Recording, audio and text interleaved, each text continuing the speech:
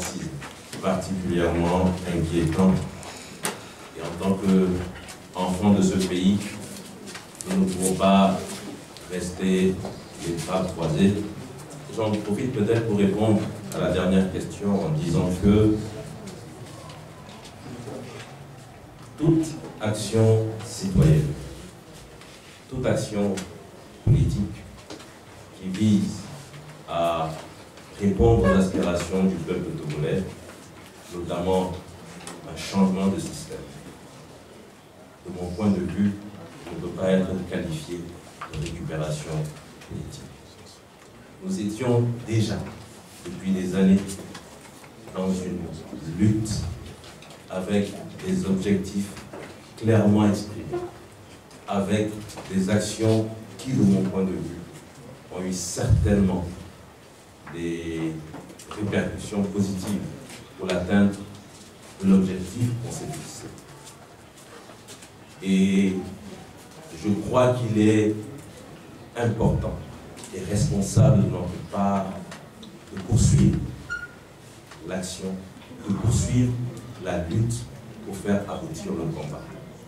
Si je prends votre question dans le sens inverse, j'espère que vous ne nous demandez pas, désormais, dorénavant, de croiser les bras et de laisser la lutte se faire telle que vous semblez l'insinuer. Je ne vais pas en dire davantage, mais j'espère que ce n'est pas ce que vous nous demandez de faire. De rentrer chez nous, de fermer la porte et d'attendre que la lutte se fasse pour qu'on ne nous taxe pas d'un récupérateur. Nous sommes des gens responsables. Nous voulons, dans l'organisation, dans le sérieux, dans la rigueur, avec un chemin bien tracé, aller vers l'objectif en minimisant les risques pour les citoyens, en minimisant les risques pour la population. Voilà ce que je pourrais dire pour répondre à votre question. Je poursuis en disant que j'ai souhaité reprendre le texte parce que je crois que je fais partie de ceux qui, par moments, ont lancé des pics à l'endroit des évêques, parce qu'il y a eu des moments où j'ai senti que, contrairement à d'autres pays, on sentait une forte pression positive de la part du clergé. J'avais le sentiment que le clergé au Togo n'en faisait pas suffisamment. Mais force est de reconnaître que la dernière sortie des évêques est quelque chose de particulièrement important, de particulièrement illustratif de la situation délétère dans laquelle se trouve le Togo. Et dans ce texte, nous avons dit que nul patriote ne saurait plus ignorer ou banaliser cette situation. Et nous ne voulons pas l'ignorer, nous ne voulons pas la banaliser.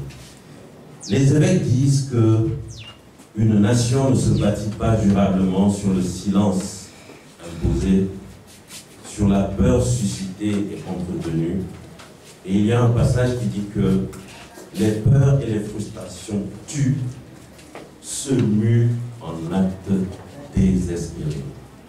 C'est Gildas qui a demandé quel bilan faisons-nous des 5 et 6. Je peux en faire un petit bilan en disant que c'est comme si c'était des paroles prémonitoires. Les évêques ont compris que, à force de pousser trop loin le bouchon, ce pouvoir risquait d'avoir un gros effet boomerang. Ce pouvoir risquait de recevoir comme une grosse gifle l'exaspération du peuple. Et ce qui s'est passé, les 5 et 6, pour moi, ce n'est que le début.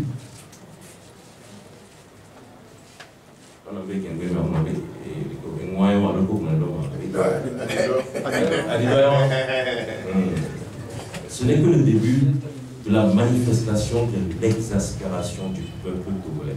Nous avons dit le peuple togolais en a assez, parce que nous avons voulu rester polis.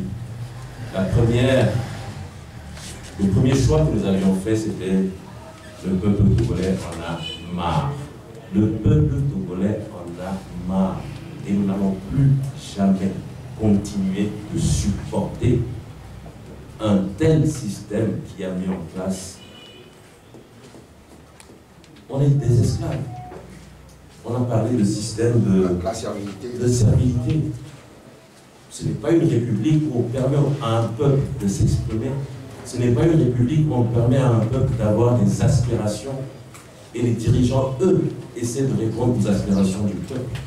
C'est un pays où quelques-uns sont à la tête, usent et abusent de leur pouvoir, se servent des ressources de la nation, pendant que la grosse majorité est là à croupir dans la misère. Et en plus, on fait un mandat, on en fait 2, on en fait 3, on en fait 4, et on se dit, bon, finalement, est-ce que j'en fais un 5e ou je mets simplement en place un système qui ne me fera même plus compter les mandats? Mais sommes-nous des animaux? Et donc, Gildas, en termes de bilan, je dirais que les 5 et 6, c'était déjà la première illustration de cette exaspération, ou pour reprendre les termes des évêques, les actes désespérés d'un peuple qui veut absolument le changement.